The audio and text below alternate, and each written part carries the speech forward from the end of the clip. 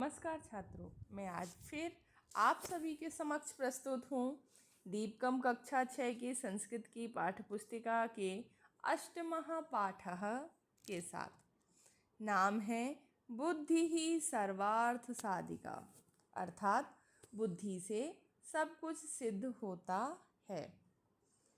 छात्रों, जीवन में कितनी भी विषम परिस्थिति हो, यदि समय रहते बुद्धि से उचित समाधान ढूंढा जाए तो सफलता अवश्य ही प्राप्त होती है। यही सत्य प्रस्तुत पाठ में एक रोचक कथा के माध्यम से बताया गया है। चलिए कथा को सुनते हैं। एक वन में जल से भरा हुआ महान सरोवर है। कभी एक प्यास से व्याकुल हाथियों का समूह दूसरे वन से वहां आता है। उस सरोवर में भी हाथी अपनी इच्छा से जल पीकर, स्नान कर कर, खेल कर सूर्यास्त समय निकलते हैं। और उस सरोवर के किनारे चारों ओर मुलायम भूमि पर बहुत से खरगोश का विल है, जिनमें बहुत से खरगोश निवास करते हैं। हाथियों के घूमने से उन विलों में रहने वाले बहुत से खरगोश छत विछत घायल हो जाते हैं, कुछ मृत भी हो जाते हैं। अतः खरगोश भयभीत और चिंतामग्न होते हैं। वे दुख का अनुभव करते हैं और अपनी रक्षा के लिए उपाय सोचते हैं। एक दिन सायंकाल में उन खरगोशों की सभा होती है।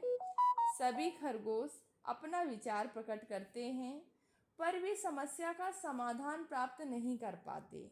अंत में खरगोशों का राजा कहता है, मैं ही उपाय सोचता हूँ। इस समय हम सभी अपने घर जाते हैं। दूसरे दिन रात में वह खरगोशों का राजा हाथियों के समूह के राजा के पास जाता है। वह गजराज से कहता है, हे गजराज, सरोवर चंद्रमा का निवास स्थान है। हम खरगोश उसकी प्रजा हैं, अतः वह चंद्रमा इस नाम से प्रसिद्ध है। जब खरगोश जीवित हैं तभी चंद्रमा प्रसन्न होगा। गजराज पूछता है, मैं कैसे विश्वास करूं? क्या सच में चंद्रमा सरोवर में रहता है? यदि सरोवर चंद्रदेव का निवास स्थान है तो वह दिखाइए।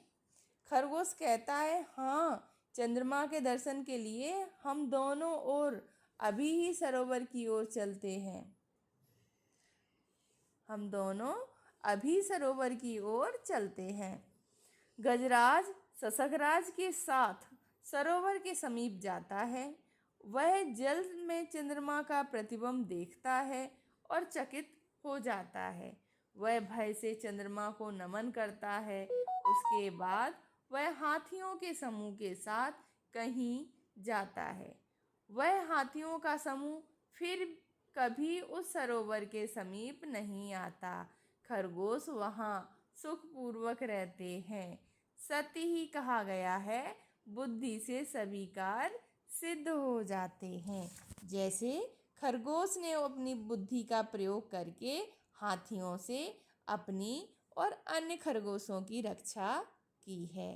धन्यवाद।